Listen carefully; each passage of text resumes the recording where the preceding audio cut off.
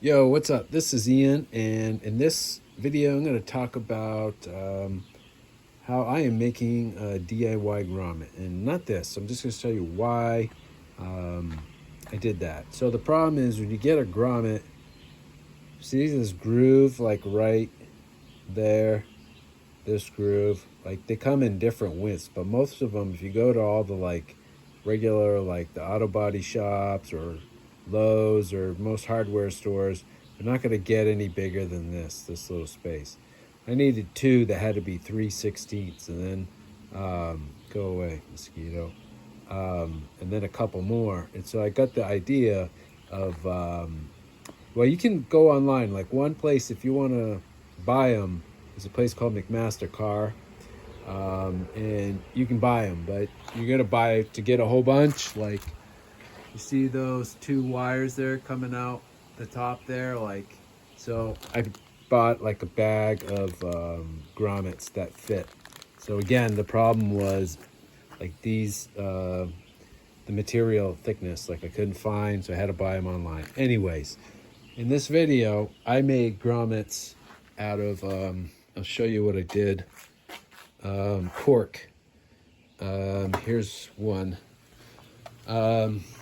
So you can, what I did was basically I drilled a hole, put it in a vise. I drilled a hole through it, and I used, I don't know what these are called, because the hole wasn't, I'm trying to feed a wire. So if you're doing like solar, I'm trying, I only got one hand, so just a second, this is weird. All right, so I need to feed a wire for my solar, like the electronics, a wire line through my floor, and for my starter battery through my floor up into my van. And so I did this and basically drilled a hole out in the middle. Mine I wanted to make a little bit big, so what I'm going to do is, because I got a long line, I've got like 20, I don't even know, like 15 feet I've got to feed through this line.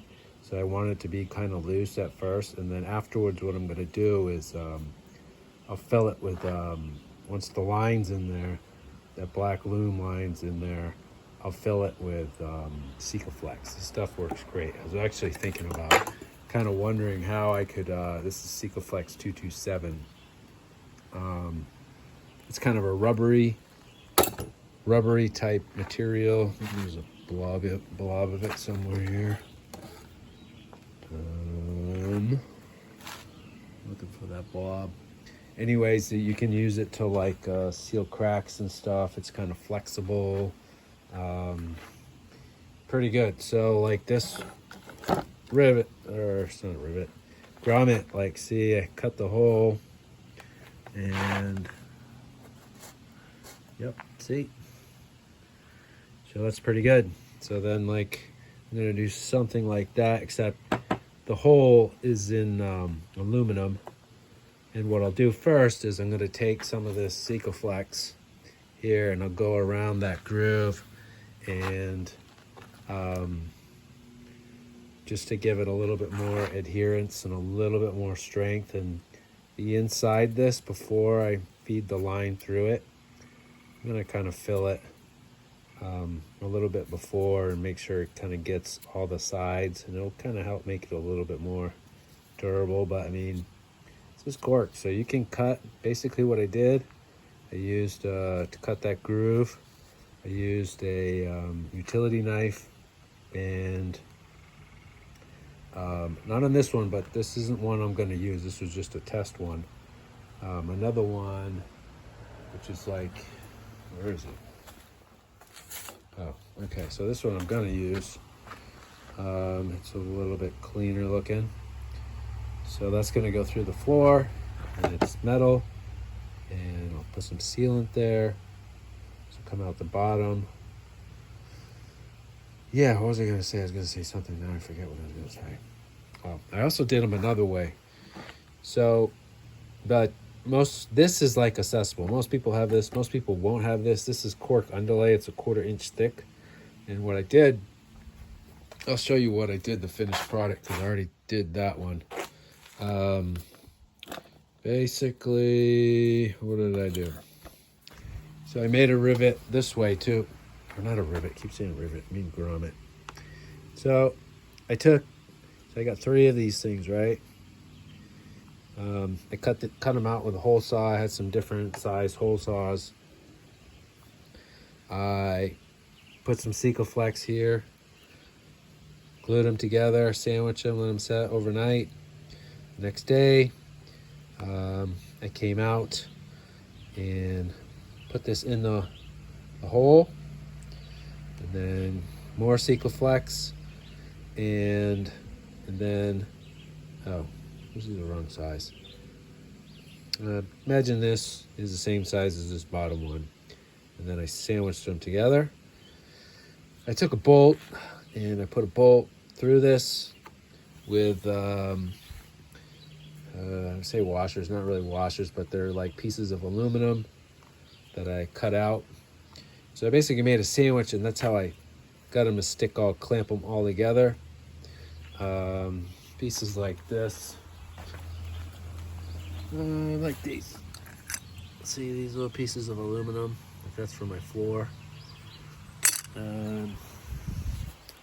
So I'll show you what I did. So I'm trying to. So this is. I recently made a battery tray too. See that cork down there? That's like a battery tray for my batteries. There's 2 starter batteries. These are where my starter batteries go. And so I'm making a line. I need to connect a DC charger to these batteries. So I cut a hole with a hole saw through the metal, and this one's aluminum. And then what I was talking about with the cork and the, what I was just saying, that's what I did. So that's 3 pieces of 1/4 inch cork. And then this gray stuff is Sikaflex. It's kind of rubbery. And I just put it over the cork because it doesn't make it look any nicer, but it's going to toughen it up, and so it doesn't just make it a little more rugged.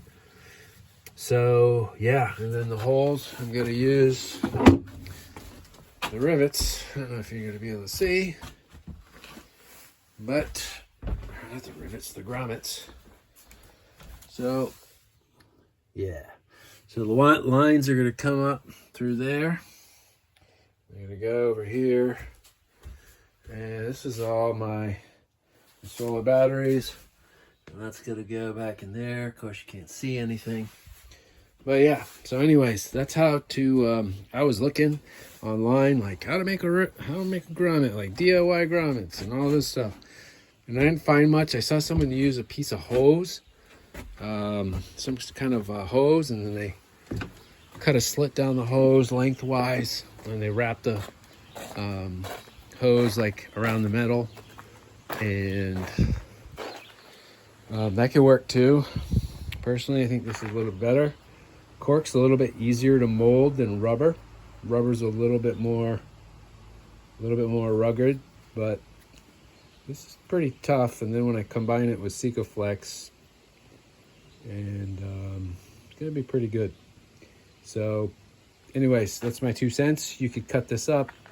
I'm gonna keep it this length for what I'm doing to go through my floor, but you can cut it with like a regular saw is gonna kind of eat it. If you use like a regular hand saw, it's gonna kind of eat it up. I think an angle grinder would work pretty good, because it'll kind of cut it more fine. You could try, I might have used a hacksaw once too, but I think an angle grinder would work pretty good if you wanted to cut it in half and make it not so long. But yeah, that's my 2 cents. Hope that helps. Peace.